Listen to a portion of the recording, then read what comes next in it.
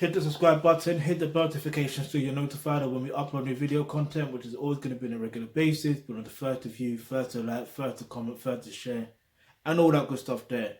Now, to make him do right, the truth of this is this: you cannot make a man do anything. Just because you got pussy doesn't mean that you got power. And pussy doesn't mean power. You may think it is, you may think about that being true, but it's not.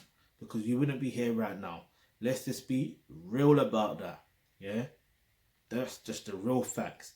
Now, what you need to do, instead of focusing on trying to make him do right, you have to, because remember, it's about expectations and what you have for him and the levels you have set for him, he may not have set for himself.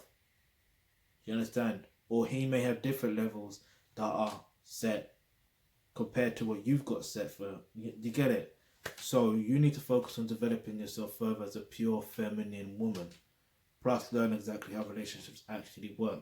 When you do that, by default, you're going to, I won't say he's naturally going to be in a position where he's going to be doing right, because that's just perception, but your perception of him and what he's doing may change.